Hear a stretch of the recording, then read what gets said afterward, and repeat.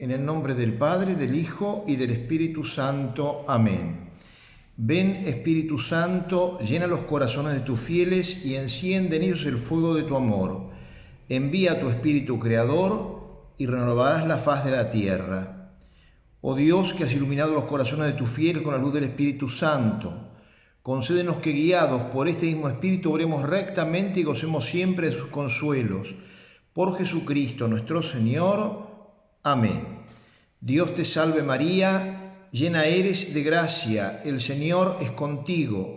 Bendita tú eres entre todas las mujeres, y bendito es el fruto de tu vientre Jesús. Santa María, Madre de Dios, ruega por nosotros pecadores, ahora y en la hora de nuestra muerte. Amén. Nuestra Señora del Valle, ruega por nosotros. San José, ruega por nosotros. En el nombre del Padre, del Hijo y del Espíritu Santo. Amén. Muy bien, esta noche vamos a terminar, Dios mediante, todo el tema de los novísimos, que como ustedes ven es un tema tan importante y sobre el cual pocas veces reflexionamos y que nos tiene que hacer tomar conciencia verdaderamente de cómo tenemos que prepararnos, porque el tiempo de esta vida es exiguo. Estamos acá como peregrinos, nuestro destino es el cielo y bueno, es muy importante que todo esto lo tengamos en cuenta porque vivimos en un mundo que ha cercenado lo trascendente, o sea, el mundo de hoy vive para lo que ve y para lo que toca. Lo que vale es lo que se puede disfrutar ahora, es un poco lo que explica San Pablo muy bien cuando dice que si no hay fe, en definitiva comamos y bebamos que mañana moriremos, como diciendo, todo termina en una tumba. Nosotros decimos todo lo contrario, nosotros decimos que todo comienza, casi decir, en cuanto a la plenitud para el que ha sido bueno el día de su muerte. Como yo les decía la vez pasada, ¿no? Reflexionando sobre la muerte. Bueno, la muerte del bueno es abrir la puerta a una felicidad que hoy vamos a reflexionar sobre estos temas tan importantes. Pero siguiendo un poco el orden que les he mandado, vamos a comenzar con el tema del juicio universal, porque según la doctrina católica, después de la resurrección de la carne, o sea, los cuerpos van a resucitar justamente para el juicio universal. En el juicio universal estaremos ya resucitados, resurrecciones, como veía la vez pasada, resurrección de gloria para los justos y resurrección de pena para los condenados. Y ya además en el juicio universal cesará el purgatorio, digamos, en definitiva estará todo ya ordenado en ese momento del juicio. La existencia de este juicio, en primer lugar, nos lo muestra la Escritura. Dice el Evangelio de San Mateo, esa parábola de Cristo cuando aparece como Rey del mundo, dice: cuando el Hijo del Hombre venga en su gloria y todos los ángeles con él, se sentará sobre su trono de gloria y se reunirán en su presencia todas las gentes y separará a unos de otros como el pastor separa a las ovejas de los cabritos. Esto está en Mateo 24, 30, 31. También en la segunda carta a los Corintios 5:10 dice San Pablo, palabra de Dios ciertamente, puesto que todos hemos de comparecer ante el tribunal de Cristo para que reciba cada uno según lo que hubiere hecho por el cuerpo, bueno o malo. También la Iglesia lo ha creído desde los primeros tiempos, ciertamente el tema del juicio universal. Vemos como los padres de la Iglesia, que como lo he dicho varias veces, los padres de la Iglesia son los santos de los primeros tiempos que se destacaron por su gran santidad y también por su ciencia admirable. Por eso la Iglesia los considera como padres, por la cercanía que tienen a los apóstoles. Están los padres latinos, los padres griegos, pero digamos, los padres de la Iglesia esto lo tienen clarísimo, y también el testimonio de la Iglesia primitiva, incluso a través de su arte y todo lo demás. También, fíjense, la Iglesia ha definido como dogma de fe el tema del juicio universal. Lo decimos cada domingo en misa, aunque no decimos creemos que ha de venir a juzgar a vivos y muertos. O sea que el Señor ha de venir porque ciertamente Cuando llegue el día del juicio, habrá quienes no mueran, como dice San Pablo, que quienes les toque vivir en ese tiempo, cuando venga la segunda venida de Cristo, y ahí será el juicio.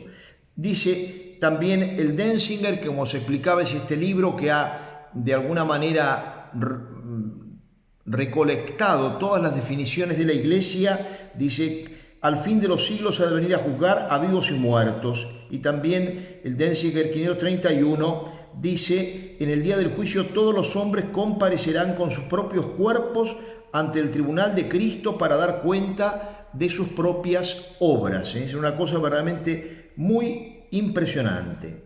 ¿Cómo será? ¿Cuál es la naturaleza de este juicio? Bueno, fíjense, el juicio final tiene varias causas. Por parte de Dios, el juicio final pondrá de manifiesto primero su infinita sabiduría, a la que no se escapa absolutamente nada de cuanto ocurre en el mundo, aunque sea lo que ocurre en nuestro corazón. Cuando, yo creo que lo he comentado, cuando era pequeño, y algunos de ustedes también lo habrán estudiado así en el catecismo, que se decía: Dios lo sabe todo, sí, incluso nuestros pensamientos. Dios conoce hasta nuestros pensamientos, todo lo conoce Dios. Y yo le he mencionado también en alguna de las charlas el tema de los futuribles, que a mí me impresionó mucho en el seminario cuando estudié eso, ¿no? Que el futurible es lo que podría haber ocurrido de haber sido distintas las cosas. Y Dios incluso conoce eso.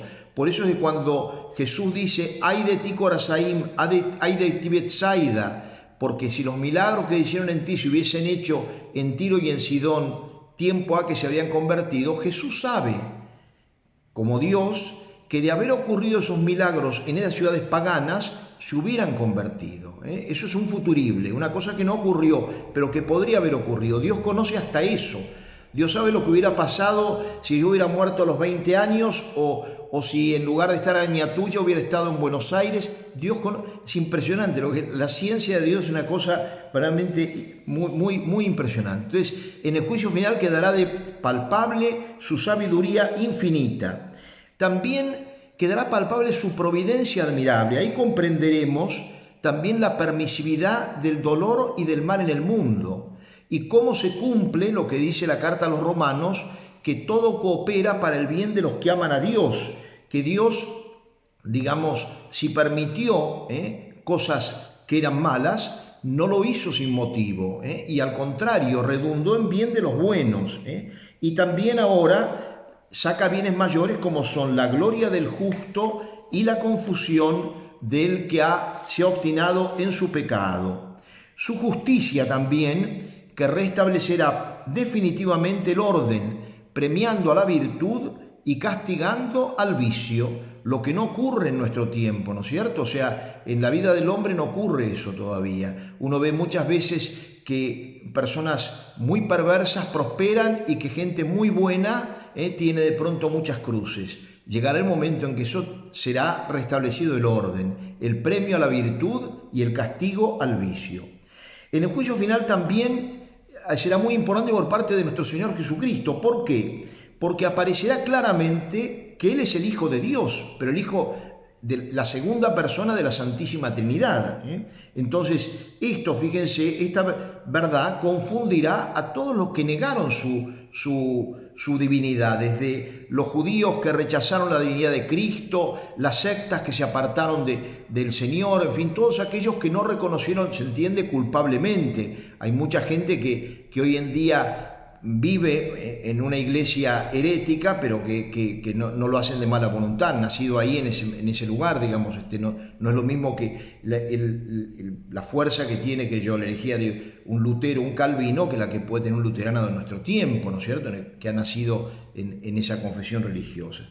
Pero ahí resplandecerá en primer lugar esa verdad de Jesucristo, de la encarnación, Jesucristo como Hijo de Dios. También quedará palpable la gratitud que le tenemos que dar como Redentor del mundo. Eres el Redentor necesario, el que no podía, sin Él no tendríamos posibilidad de habernos salvado. Cuando hablamos, que lo hemos hecho varias veces, de la corredención mariana, siempre salvamos eso, ¿no? El único Redentor necesario es Jesucristo, que quiso asociar así a su Madre Santísima. También quedará en plenitud su categoría real, Rey de cielos y tierra. Por eso Jesús, cuando predica esta parábola, lo hace, fíjense, con una especie de escena impresionante, ¿no? Cuando venga el Hijo del Hombre rodeado de sus ángeles, sentará todo, porque ahí queda el que se anonadó por nosotros. San Pablo en la carta a los Filipenses 2:7 dice que la palabra es muy, muy fuerte, ¿no? La kenosis, se anonadó, se hizo nada, la distancia que hay entre Dios y la criatura. Él es el que es, nosotros somos los seres contingentes, los que podríamos no haber sido. Y sin embargo, Él, por amor a nosotros, se hizo uno de nosotros, sin dejar de ser Dios. Y por eso va a decir en el versículo 11, San Pablo, por eso Dios lo exaltó y le otorgó un nombre sobre todo nombre, para que al nombre de Jesús doble la rodilla cuanto hay en los cielos, en la tierra y en los abismos, y toda lengua confiese que Jesucristo es el Señor. Este texto tan hermoso, ¿no? Y uno ve en nuestra época, fíjense, este tema a veces de los gestos, cada vez más se va erradicando del culto los signos nuestros de humildad frente a la grandeza de Dios. Cuando uno ve, no hablamos del Antiguo Testamento, vamos al Nuevo. Los Reyes Magos, hombres sabios del Oriente, se postraron delante del niño Dios, se postraron, dice el texto de la Escritura. Frente a Jesucristo, en muchas oportunidades, se postraban, se postró San Pedro, se postró la Magdalena, se postraban. Acá Pablo profetiza que ante él se doblará toda rodilla, reconociendo su grandeza. Yo he visto en Europa cosas lamentables en las iglesias y me contaban, yo no he asistido a esas misas porque lógicamente yo cuando voy celebro yo y celebro para el grupo de gente habitualmente donde estoy. Es rara la oportunidad que me ha tocado ir a celebrar una misa de domingo en España común alguna vez y en iglesias de sacerdotes buenos. Pero yo he visto lugares, me comentaban que hay lugares donde la gente directamente ya no se arrodilla. Frente a la consagración se está de pie, frente al Hijo de Dios.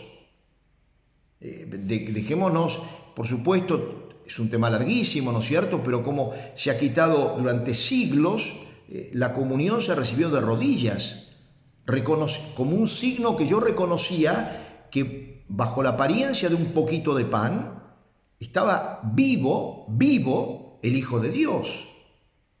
Entonces, digamos, todo esto que dice aquí, todo esto en el juicio final va a quedar de manifiesto, toda esta soberbia del hombre de nuestro tiempo, ¿no? Que a ver mis derechos frente a los, no sé si los derechos de Dios, pero los derechos míos.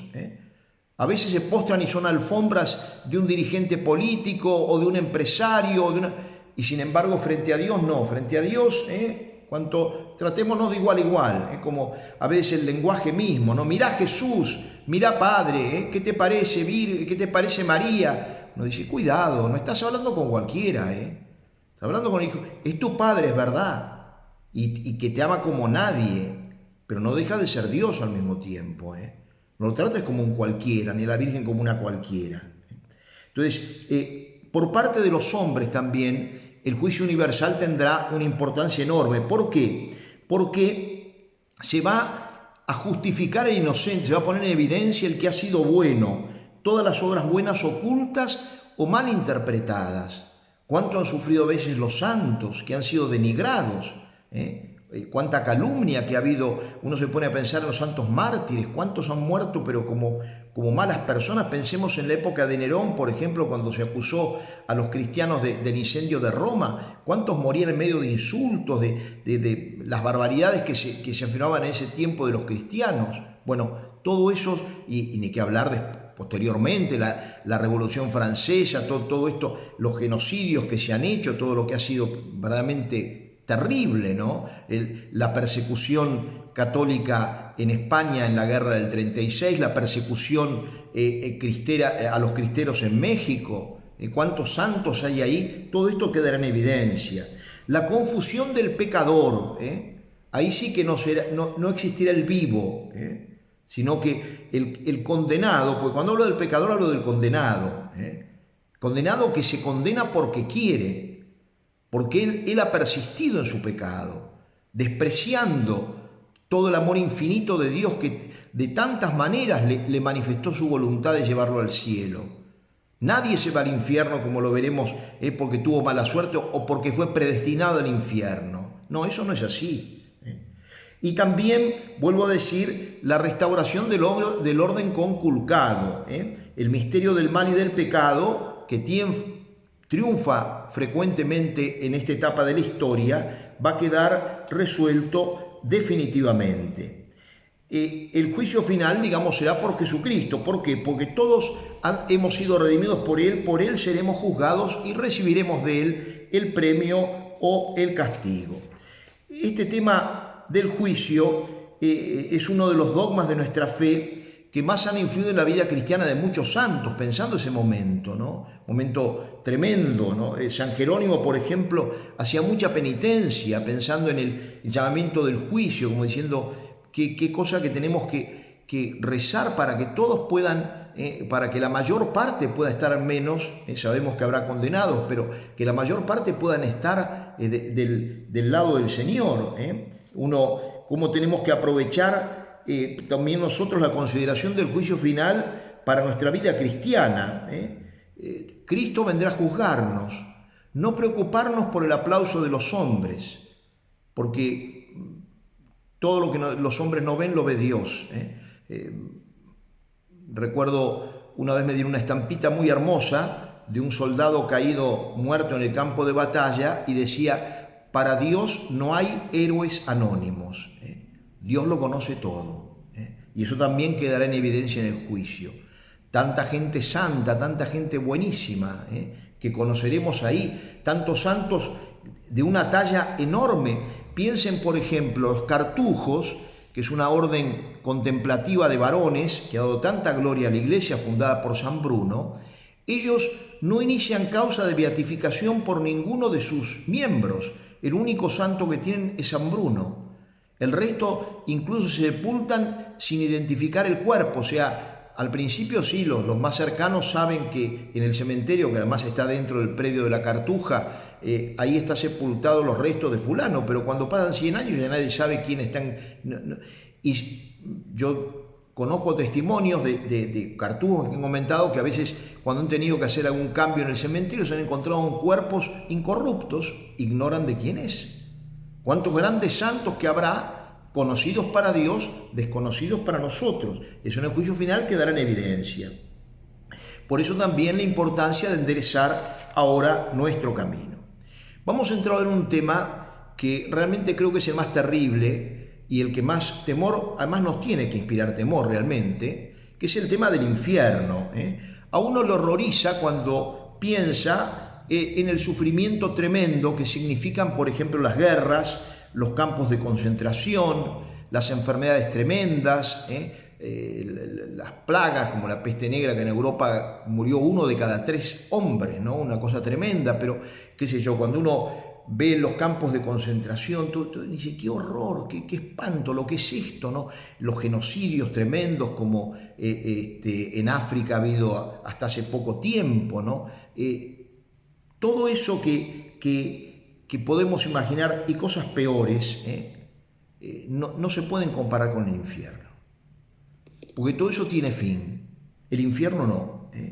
Hay hombres en este momento, hay condenados. Eso que dice el Dante en la Divina Comedia, ¿no? Dice que en la puerta del infierno hay un letrero que dice: los que entráis aquí perded toda esperanza. Qué tremendo, no sale nunca. Tremendo. Para siempre. ¿Por qué motivo se va al infierno? Por la obstinación en el pecado, por el rechazo de la infinita misericordia de Dios.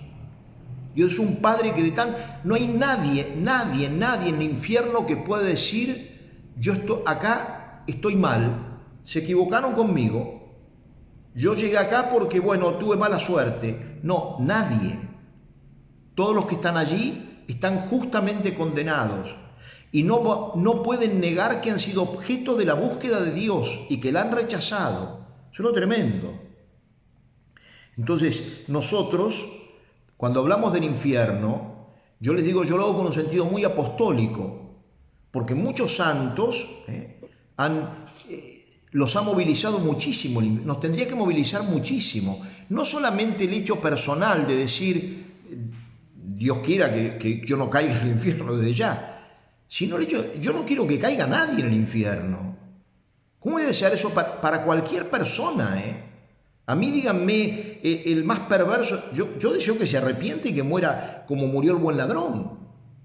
O sea, que en la hora de la muerte pueda cambiar de bando. Que de cizaña que era, como veíamos el domingo, se convierta en trigo. Que eso Dios lo puede hacer. Si uno le abre el corazón.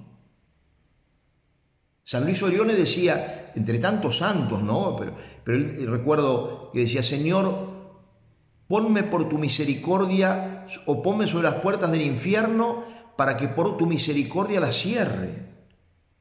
Los pastorcitos de Fátima que tuvieron la visión del infierno, sobre todo Jacinta, ella quedó con la impresión de verlos condenados y claro, esa niña, todo sacrificio le parecía poco para evitar que fuera gente allí.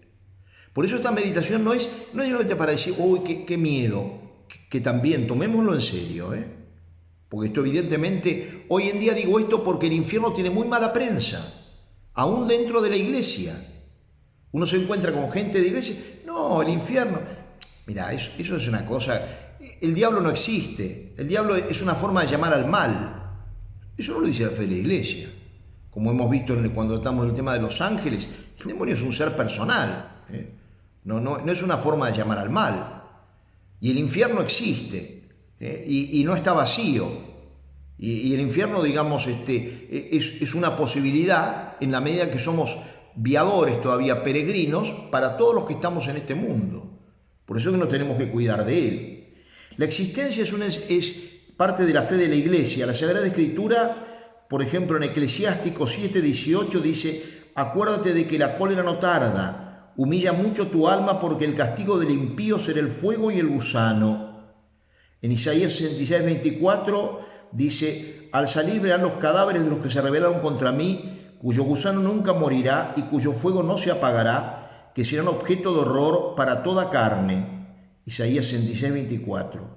La cita que mencionaba al comienzo con motivo del juicio universal, en ese mismo capítulo dice que el Señor se dirigirá a los malos y les dirá, apartados de mí, malditos. Qué expresión, malditos, así como la bendición de Dios produce el bien, la maldición de decir, son malditos, se han hecho malditos. Al fuego eterno preparado para el diablo y para sus ángeles. Y luego termina diciendo, irán al suplicio eterno y los justos a la vida eterna. Y en Mateo 13, 49, 50 dice, así será en la consumación del mundo. Saldrán los ángeles y separarán los malos de los justos y los arrojarán al horno de fuego. Allá habrá llanto y crujir de dientes. Esta expresión, crujir de dientes, yo recuerdo, les comentaba la vez pasada que tuve oportunidad de conocer a la doctora Gloria Polo, que ya tuvo una experiencia de estas experiencias extraordinarias, ¿no? de un juicio particular, luego la posibilidad de volver a esta vida, y ella dice que sintió que era una cosa terrible, ese crujir de dientes, ya en el purgatorio también, ¿no? Pero terrible, dice que una cosa, algo tan penoso, ¿no?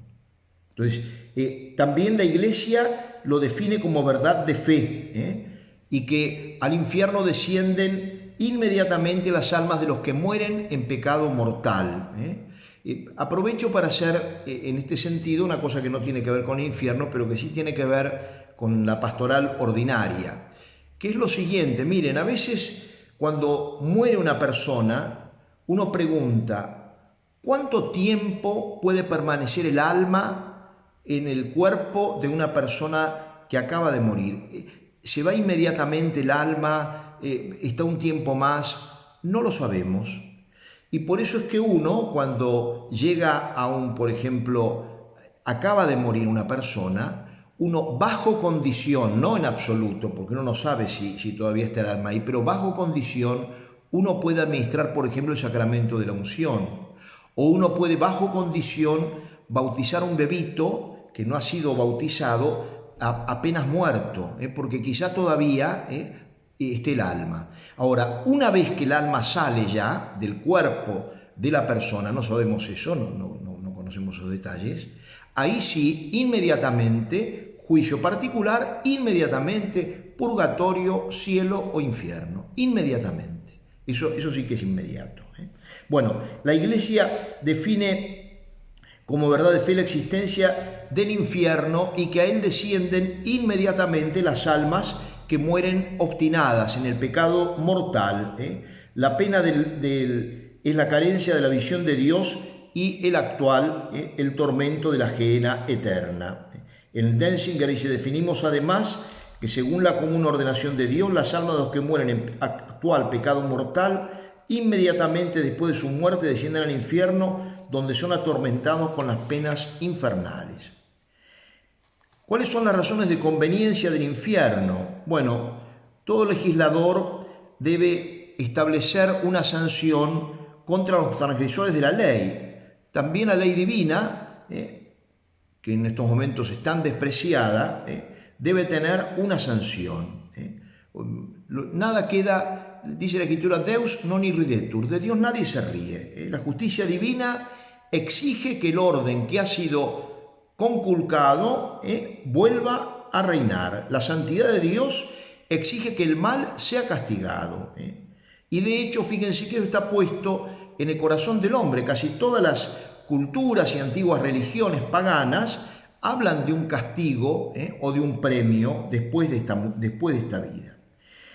¿Cuál es la naturaleza de las penas del infierno? Aquí ya tenemos que empezar a pensar también con una visión distinta a la que veremos cuando toque enseguida el tema del cielo, porque aquí nosotros movemos en el mundo de lo sensible y las penas del infierno no son las más dolorosas, las penas sensibles, sino que las más dolorosas son las penas del espíritu. La pena más grave del infierno es lo que llama la pena de daño, que es la privación eterna de la visión de Dios. Es la pérdida definitiva del fin para el cual ha sido creado el hombre. O sea, fíjense que el hombre busca la felicidad, aunque la busque por malos caminos. El delincuente que roba pensando que ese dinero que va a adquirir, por supuesto, de un medio malo, le va a dar felicidad. Ahora, ¿cuál será el tema? Nosotros sabemos que la felicidad está en Dios, lo sabemos por la fe, pero una vez que salgamos de este mundo, ya no lo sabemos por la fe, lo veremos. Veremos claramente cómo el Señor es nuestra felicidad. Entonces, el condenado, por un lado, se dará cuenta que Dios es su felicidad, pero lo odia. Lo odia.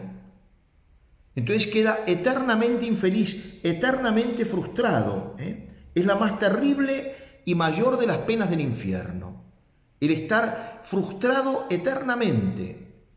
El no poder nunca tener paz, el no descansar nunca, porque ha sido creado para una felicidad que él rechazó y que ahora además se le convierte en odiosa y no la encuentra en ninguna otra parte.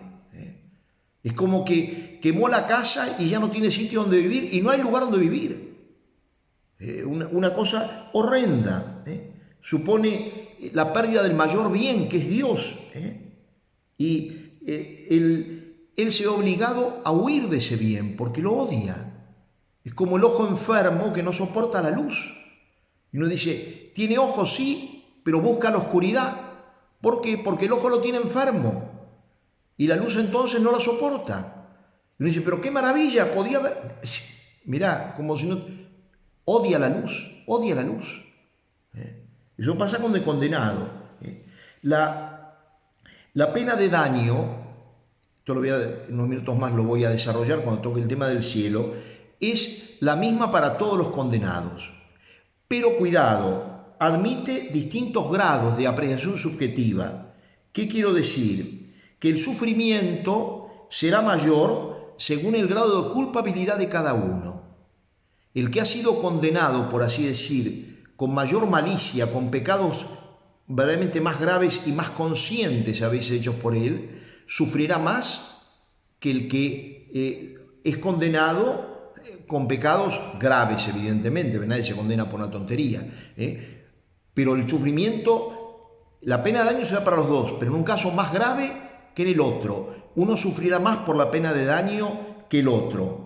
Las gracias recibidas y despreciadas aumentan esta aptitud y esta necesidad. Ustedes pónganse a pensar un sacerdote, un obispo que se condena, que ha pasado por sus manos tanta gracia.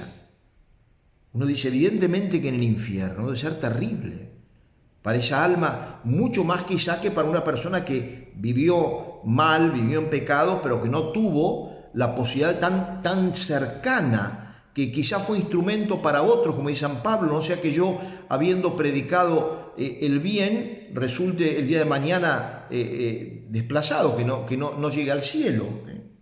La pena de daño consiste también, esto ya como secundario, en la privación de todos los bienes que se siguen de la visión de Dios.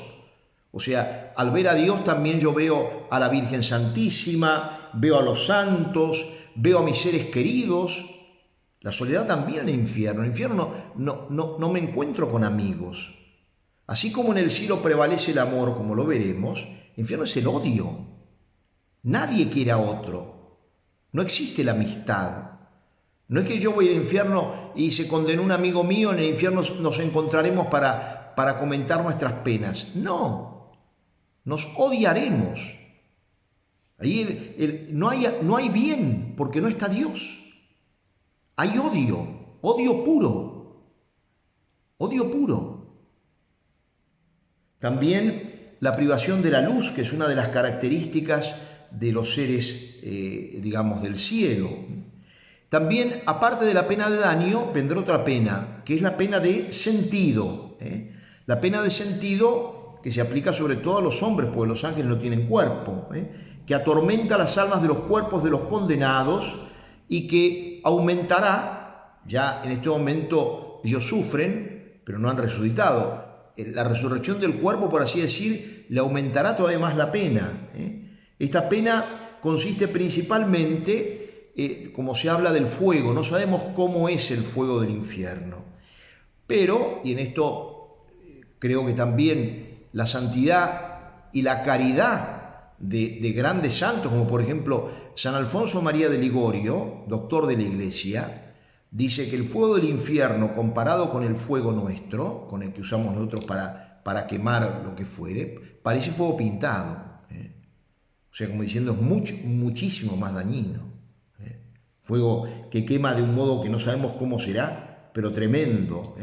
Lo mismo, fíjense, esta insistencia en hablar del gusano que no muere, qué horror, ¿no? Cuando uno ve un cuerpo agusanado, ¿no? Yo pienso a veces, aquí tenemos este hombre tan extraordinario que ya ha sido canonizado, el cura Brochero, y a él se le agusanó, se le metió una mosca cuando se puso leproso, ¿no? Es decir, lo terrible que es no pensar que un bicho se nos meta. Bueno, toda esa cosa horrenda que habrán, que eso, vuelvo a decir, es lo menos grave, para que nos demos cuenta, ¿no? La pena de sentido también se agrava. ¿Por qué? Porque uno está en un lugar lleno de horrores y desastres, donde no hay bondad, donde todo está. Si a cualquiera de nosotros pensemos, lo que nos horroriza pensar estar en una cárcel, preso. Bueno, una cárcel es un lujo comparado con el infierno. No tiene comparación. Bueno, lo que será esto, la compañía de los demonios que nos odian, y que van a poder descargar sobre nosotros todo su odio, porque en esta vida nos protege Dios. Yo les decía cuando, respecto de las tentaciones y todo, como el Señor impide que el demonio nos haga todo. Si por él fuera, no nos destrozaría. Basta leer, más allá de lo que tenga, digamos, uno puede admitir en esas lecturas distinto tipo de interpretaciones, pero el libro de Job, cuando Dios le permite al demonio que toque a Job, bueno, ¿cómo lo golpea tan terriblemente? Diablo odia. Y el tormento de los sentidos corporales, que en lugar de traer recuerdos hermosos, traer recuerdos torturantes, y los sentidos externos que estarán privados de aquellas cosas que le pueden dar paz, como la luz, como una buena música, No, todo eso es terrible. Por esto, ¿a qué nos tiene que llevar esto? Miren, no estamos en el infierno, estamos en el camino al cielo. No solamente cuidémonos, sino tengamos caridad. Recemos por los que van por mal camino. A mí me impresiona mucho, miren, cuando yo viajo, cuando voy a lugares así que uno ve una gran aglomeración de gente, un partido de fútbol o uno de estos festivales que van miles y miles, yo pregunto, ¿cuántos estarán en gracia de Dios? ¿Y cuántos no? ¿Y cómo tenemos que esforzarnos y poner todos los medios? Santa Rita, fíjense, es un caso extraordinario, ¿no? Santa Rita, cuando muere su esposo, que muere, gracias a Dios, bien, sus hijos buscan vengarse. Y ella le pide a Dios, le dice, Señor, yo a mis hijos los quiero en el cielo, y si es necesario que se vaya antes que yo. Y Dios murieron apestados los dos chicos. Y murieron perdonando a los vecinos del padre. O sea, murieron en gracia de Dios. Pero uno dice, hay que ver si un padre estaría dispuesto a eso, ¿no? A decir, yo prefiero que mi hijo muera antes que corra el peligro del infierno. Verdaderamente es muy fuerte lo del infierno, muy tremendo. Santa Teresa de Jesús, y esto lo digo porque a mí siempre es un texto que me ha impresionado mucho, ella tiene, le voy a leer un poquitito, en su autobiografía dice lo siguiente: estando un día en oración, me hallé en un punto toda, sin saber cómo, que me parecía estar metida en el infierno. Entendí que quería el Señor que viese el lugar que los demonios allá me tenían aparejado y yo merecido por mis pecados. Ello fue en brevísimo espacio, mas aunque yo viviese muchos años, me parece imposible olvidárseme. Sentí un fuego en el alma que yo no puedo entender cómo poder decir de la manera que es, los dolores corporales tan insoportables que con haberlos pasado en esta vida gravísimos, y según dicen los médicos, los mayores que acá se pueden pasar, porque fue encogérseme todos los nervios cuando me tullí, sin otros muchos de muchas maneras que he tenido, y aún algunos, como he dicho, causados por el demonio, porque el demonio, digamos, en ella realizó infestación también, no es todo nada en comparación con lo que allí sentí y ver que habían de ser sin fin y sin jamás cesar. Esto no es nada, pues nada en comparación del agonizar del alma, un apretamiento, un ahogamiento, una aflicción tan sensible y con tan desesperado y afligido descontento que yo no sé cómo encarecerlo, porque decir que es un estarse siempre arrancando el alma es poco, porque aunque aún parece que otro sacaba la vida, mas aquí el alma misma es la que se despedaza. Bueno, sigue hablando, ¿no? Esto está en la vida de ella en el capítulo 32, del puntos 1 al 4. San Juan Bosco también tuvo en estos sueños que él tenía extraordinarios, en una oportunidad un ángel lo hace visitar el infierno. Él lo describe, claro, imaginariamente, porque no hay ojos para ver en ese sentido, pero Dios le va mostrando de algún modo adecuado, como él puede ver, lo terrible que es eso. Y cuando él sale, el ángel le dice, ahora, dice, vas a tener una prueba de que has estado en el infierno. Y entonces le toma la mano, él no quería, pero le toma la mano y se la apoya en la pared exterior del infierno. Apenas apoyó la mano, despertó, estaba durmiendo, despertó del sueño con un grito terrible y al día siguiente se le cayó toda la piel de la mano. Hay una religiosa, no es santa, pero es una mujer muy virtuosa, Sor Josefa Menéndez, que tiene unas descripciones del infierno que son tremendas, porque no es de otra manera. Por eso, vuelvo a decir, yo creo que esto nos tiene que mover una gran caridad, sobre todo en nuestro tiempo. Que Juan Pablo II decía en nuestra época, hay muchos hombres que arriesgan temerariamente su eternidad ¿Quién piensa en la vida eterna? Y no hay término medio, o felices o condenados, no hay término medio. Por eso pidamos realmente la gracia, ¿no?, de tener caridad y de esforzarnos por llevar a otros al cielo. Justamente ahora cambio abruptamente y vamos a reflexionar sobre un tema hermosísimo, como es el tema del cielo. El cielo, veremos dos cosas. Primero, la gloria del cuerpo, y iremos después con lo más elevado, que es la gloria del alma. Dice la carta a los Filipenses, capítulo 3, 21, que reformará el cuerpo de nuestra vileza conforme a su cuerpo glorioso. El cielo es nuestra patria, allí vamos, porque así como uno dice, ¿dónde está mejor? En casa. Incluso cuando uno va de vacaciones, a veces ya tiene tiempo, ganas de volver. Pues nosotros volvemos al cielo, salimos de las manos de Dios y volvemos a Dios. Mas antes tenemos que ser convertidos. Este cuerpo nuestro corruptible va a resucitar incorruptible. Dios va a transformar nuestros cuerpos de dos maneras, fíjense. Primero, dándoles toda la perfección natural, a la que no logramos ciertamente ni remotamente alcanzar en este mundo.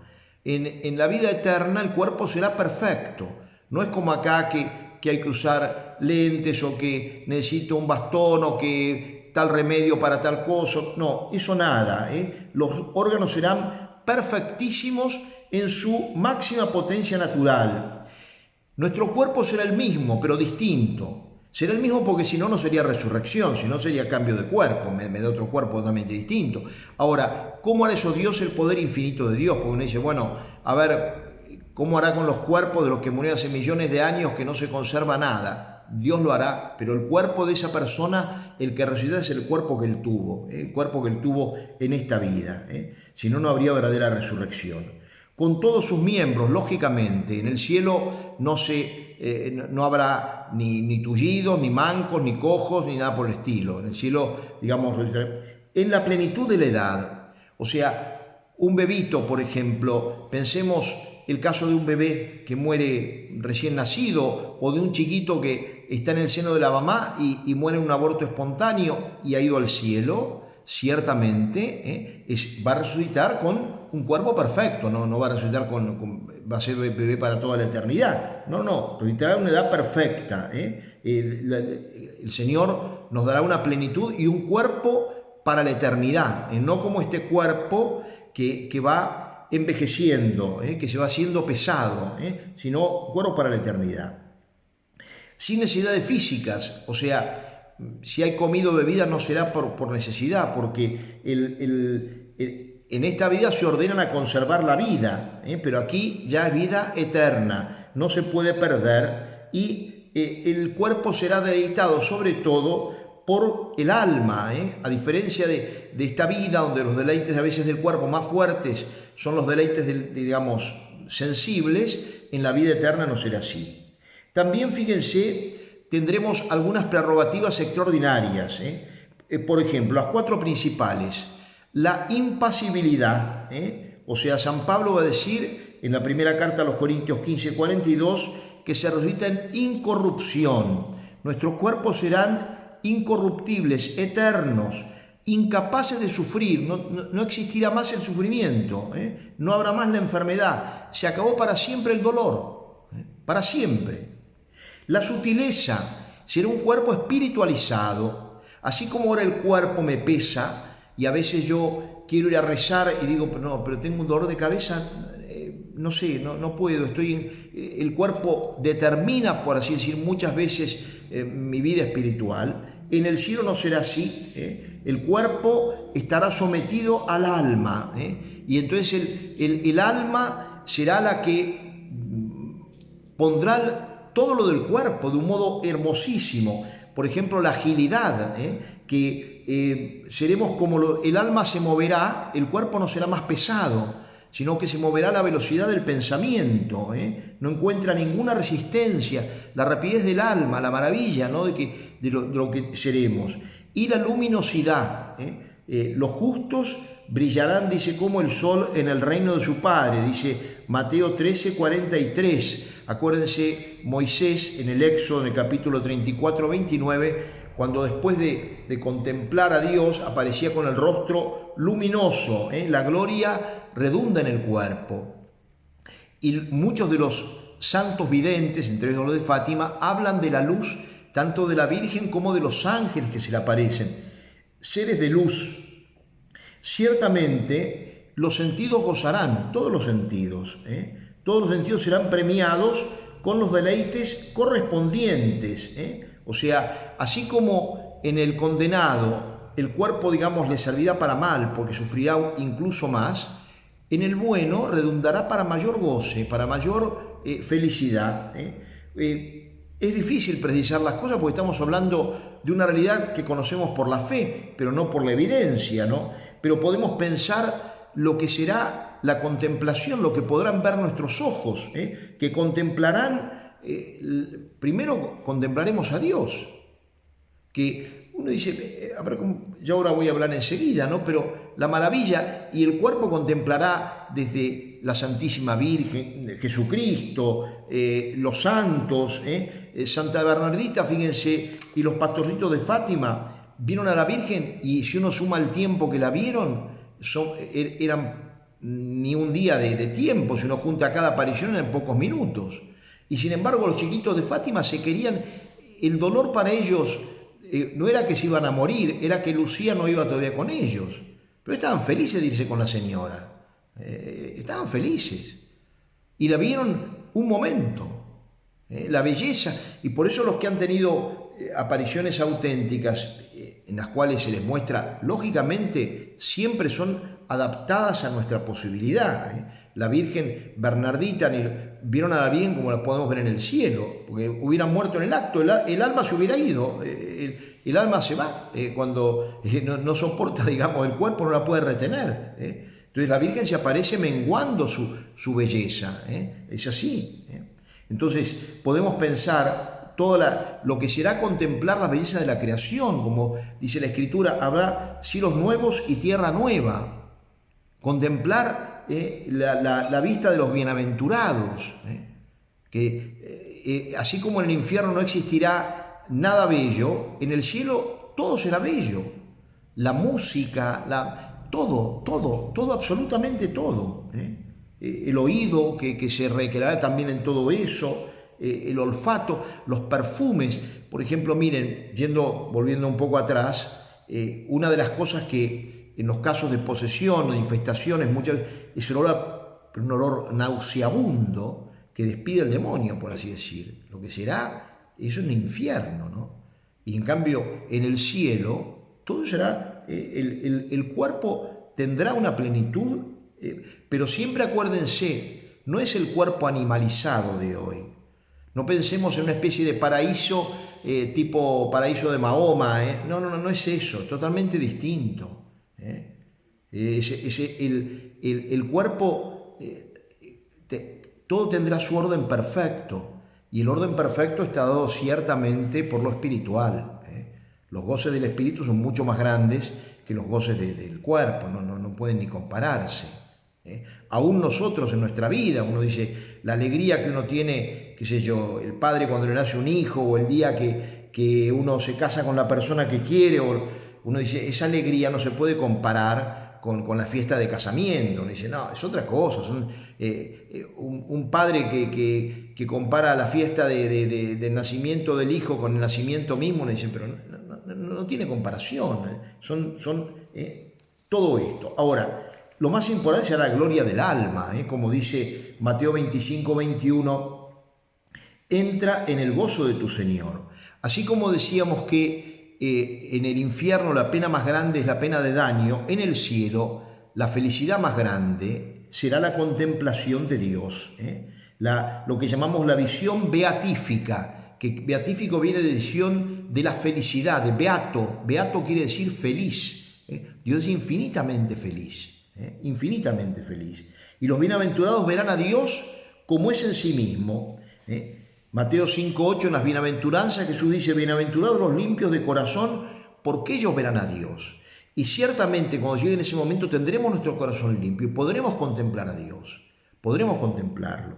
También San Pablo en la 1 Corintios 13, 9 al 12 dice: al presente nuestro conocimiento es imperfecto. Ahora vemos por un espejo y oscuramente, entonces veremos cara a cara. Al presente conozco solo en parte, entonces conoceré como soy conocido. Y la primera carta de Juan 3:2 dice: sabemos que cuando aparezca seremos semejantes a Él, porque le veremos tal cual es.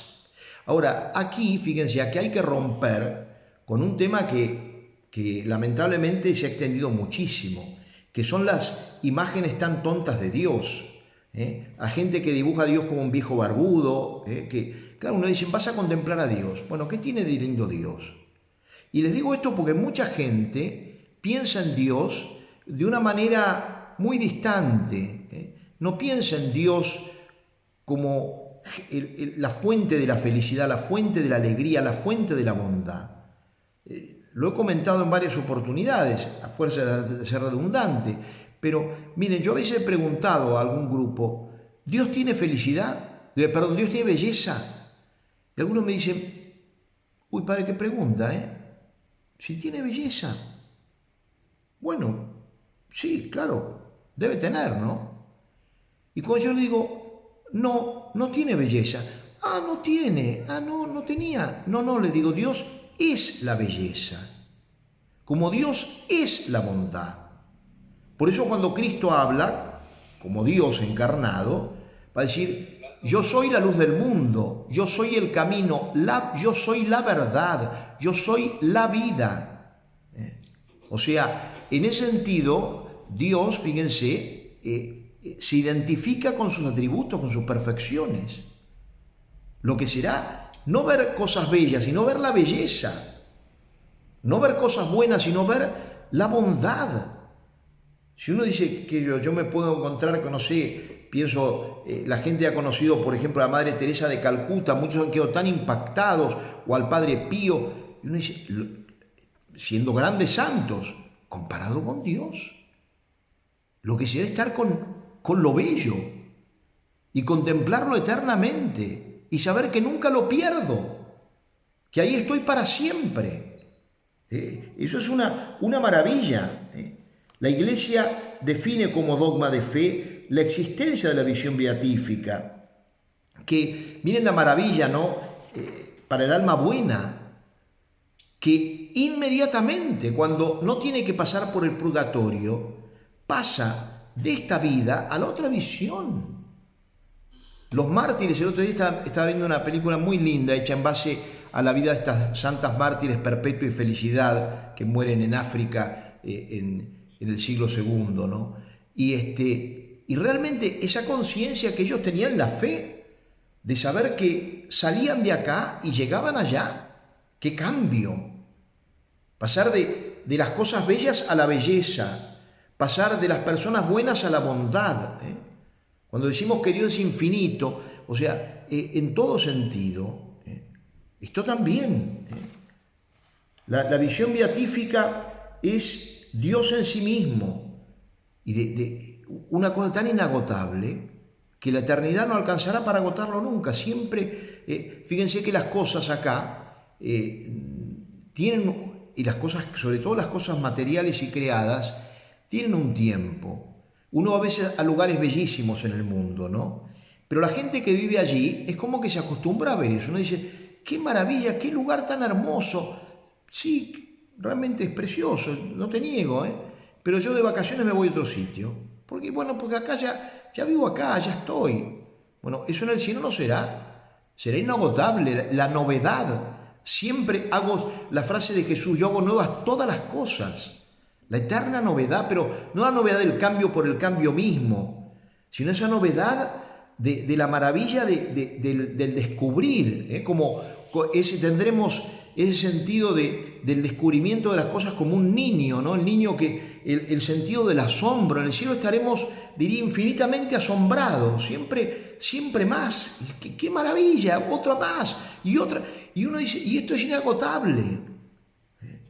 El cielo, lo que será contemplar a Dios, comprenderemos también cómo los atributos de Dios, la misericordia de Dios con la justicia, Hoy en día hay gente que dice, no, el infierno puede existir porque si Dios es bueno, el infierno... Por favor, cree que Dios es bueno y cree que existe el infierno, las dos cosas. Pero no empieza a cuestionar y entender perfectamente a Dios, que en esta vida no lo entiendes y en la otra vida comprenderás inmensamente más. Pero a Dios no agotarás nunca. La capacidad nuestra irá como contemplando, como cuando uno contempla, supongamos, una persona que recorre el mar, lo puede recorrer, pero no puede abarcar con una mirada. Claro. Entonces, la maravilla que será eso. También fíjense lo fundamental aquí, la contemplación de Dios.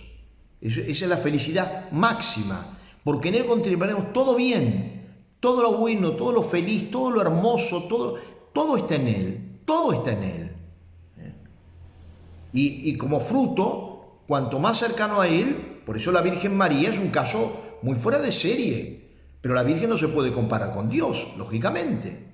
Sin embargo, será uno de los motivos también de felicidad, la contemplación de la Santísima Virgen, de los santos, que además nosotros tenemos que comprender que las cosas serán muy distintas. Aquí nosotros tenemos una capacidad muy limitada. Yo puedo estar con un grupo, aprovechar un grupo de personas siempre pequeño.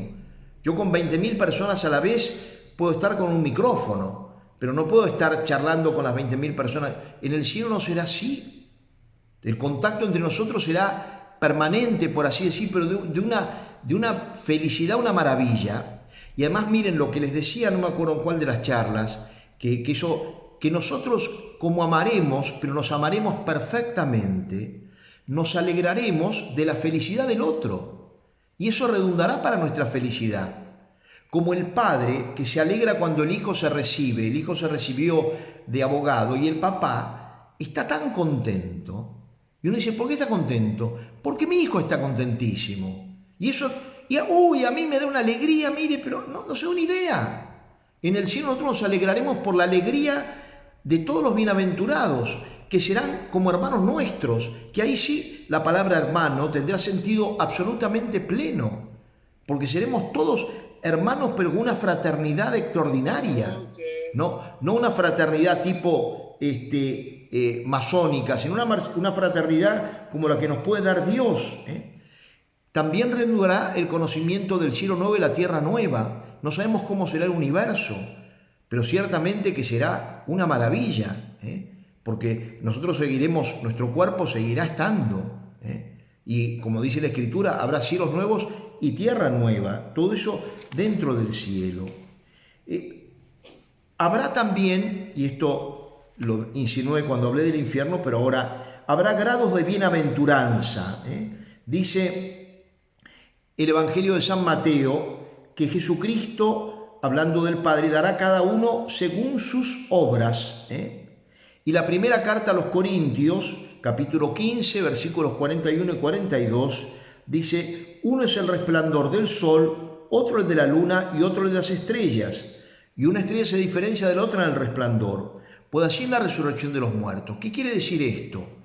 Que todos seremos felices plenamente, pero algunos, eso lo desconoceremos porque lo sabrá solamente el que lo disfruta. Además no habrá envidia en ese lugar, nadie envidiará a la Virgen María o a alguno de los santos. Todos seremos felicísimos. Pero ciertamente el grado de felicidad dependerá del grado de santidad. A mayor santidad, mayor felicidad. Es decir, es como yo dijera, yo voy a inflar un montón de globos, todos estarán llenos, y llenos de felicidad, pero habrá globos más pequeños y globos más grandes. Bueno, aquí, ejemplo es burdo, pero puede servir. La desigualdad será intensiva y extensiva.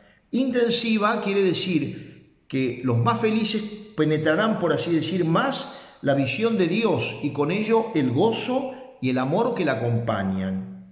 Y extensiva también en el sentido de que habrá un mayor número o derivaciones de cosas. El más santo disfrutará también más de la compañía de los otros, de la compañía de la Virgen, de todo eso. Conclusión, vamos a pedirle al Señor que Él nos ayude verdaderamente para alcanzar la meta, que la tenemos tan cerca, que la tenemos tan cerca. Que nosotros, miren, cada vez que estamos en misa, estamos en el cielo.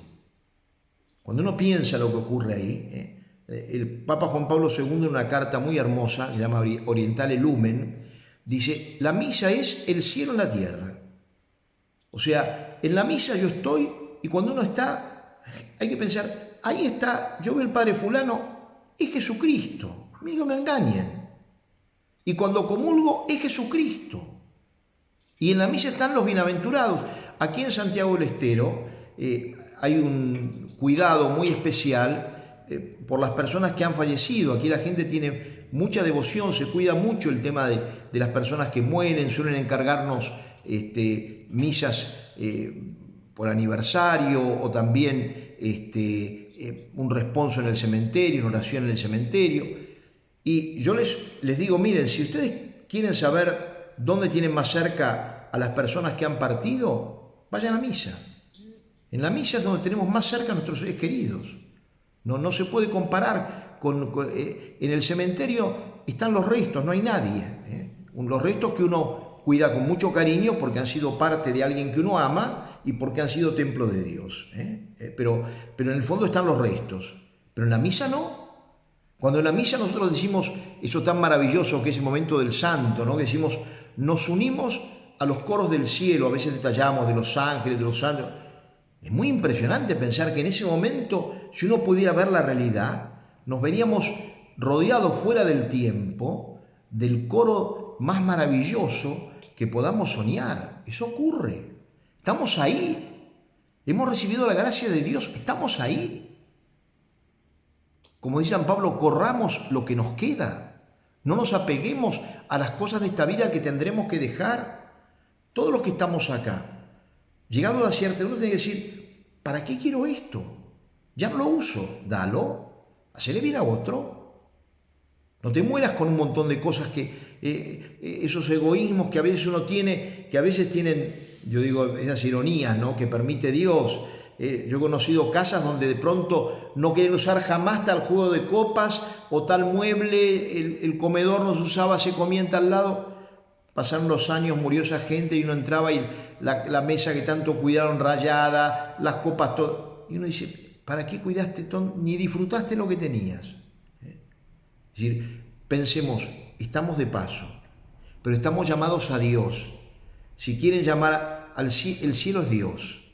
Es vivir junto a Dios, es vivir junto a la bondad, junto a la felicidad, junto a la belleza, junto a la sabiduría. Todo eso por eso lo que dice San Pablo, ¿no? Ni el ojo vio, ni el oído oyó, ni vino al pensamiento del hombre lo que Dios ha preparado. Pero uno puede pensar también lo que, miren, lo he marcado acá, la cita de la carta a los Corintios, en el capítulo, ya les digo, capítulo 8, versículo 18, dice San Pablo, yo considero que los sufrimientos del tiempo presente no pueden, estas son traducciones, no pueden compararse con la gloria futura que se revelará en nosotros. O sea, no tienen comparación. Todo lo que sufrimos en esta vida es nada, y así lo traducen algunos, comparado con la gloria que un día se va a descubrir en nosotros. Por eso aprovechemos este tiempo para ir al cielo y para llevar muchas almas al cielo. Tengamos caridad con las personas que nos rodean, con nuestros familiares, con nuestros amigos, Yo digo a veces, ¿cómo puede ser que un alma católica tenga amistad de pronto con una familia y no la ve nunca de Dios? Que no rece por esa persona lo suficiente. ¿Cómo puede ser? Cuando uno tendría que estar permanentemente cuidando esa alma, rezando, ofreciendo cosas por esa alma, pidiéndole, Señor, por favor, que esta persona esté conmigo en el cielo, te ofrezco tal cosa. ¿Cómo tenemos que aprovechar todo eso? Vamos a terminar pidiendo realmente la gracia del cielo, no solamente para nosotros, sino para todo el mundo, porque, como dice San Pablo en la carta a Tito, Dios quiere que todos los hombres se salven. La realidad es que no todos se salvarán. Por eso ustedes saben que una de las traducciones que se había hecho después del concilio de la consagración en la misa, cuando se consagraba el cáliz, decía, derramada por todos. Y ahora se volvió a la traducción, porque en latín se ponía pro multis. Multis se puede entender por todos, pero por muchos. ¿Qué es lo que ocurre? Las dos cosas son ciertas. La sangre de Jesús se derrama por todos, pero la realidad es que la aprovechan muchos, no todos. Por eso ahora se volvió a la traducción, que me parece que es más exacta, mostrando que si bien es cierto que la sangre ha sido derramada por todos, los que la aprovechan son muchos. Pidamos que nosotros estamos en el mes de julio, que es un mes dedicado a honrar la sangre de Cristo, pidamos que esa sangre que nos borra los pecados, la maravilla que es la confesión, la maravilla que es la Eucaristía, la maravilla que son los sacramentos. Gloria Polo me decía, por ejemplo, lo que odia el demonio, el sacramento del matrimonio. Mucha gente mira el matrimonio a veces como una especie de, bueno, estoy en regla. No, la gracia que da, lo que protege a esa familia tener esa gracia. Lo mismo la Eucaristía. Si a mí me duele, les aseguro, este tiempo de ayuno eucarístico al cual están sometidos, porque realmente me parece gravísimo que en Argentina se haya dejado prácticamente a la mayor parte de la gente fuera de misa tanto tiempo. Qué consecuencias tan graves que tiene el no poder comulgar, el no poder participar de la Eucaristía, por el bien inmenso. Y cuánto de la confesión, que también hoy en día no es fácil confesarse. El bien inmenso que nos hace la confesión, no solamente borrando el pecado, sino fortificándome en la vida de fe. Hoy yo a la tarde fui aquí al monasterio a confesar y las religiosas del monasterio se confiesan varias veces al mes. No porque sean escrupulosas, sino por el bien inmenso. Quieren aprovechar esa gracia de la misericordia de Dios para, recorrer el camino de esta vida con la mayor santidad posible. Por eso vamos a terminar con una Ave María pidiéndole a la Virgen que ella, que es nuestra Madre, que nos sabe tan imperfectos, que justamente nos acompañe, que nos cuide, que nos tenga bajo su manto hasta que nos vea junto a ella en la gloria del cielo. Recemos juntos. Dios te salve María, llena eres de gracia, el Señor es contigo, bendita tú eres entre todas las mujeres y bendito es el fruto de tu vientre Jesús. Santa María, Madre de Dios, ruega por nosotros pecadores, ahora y en la hora de nuestra muerte. Amén. El Señor esté con vosotros. Que la bendición de Dios Todopoderoso, Padre, Hijo y Espíritu Santo, descienda sobre vosotros, vuestras familias, y permanezca para siempre. Amén. Muy bien, será, si Dios quiere, hasta el jueves que viene. Ya veremos qué temas, si alguno quiere sugerirme, darme ideas, tengo algunas ya, pero se aprovechan todas las sugerencias, así que me pueden mandar por WhatsApp qué temas les gustaría que tratemos y bueno, algunos me han hecho llegar, ya veremos a qué damos prioridad. Buenas noches para todos, que Dios los bendiga. Buenas noches. Hasta prontito, adiós, adiós.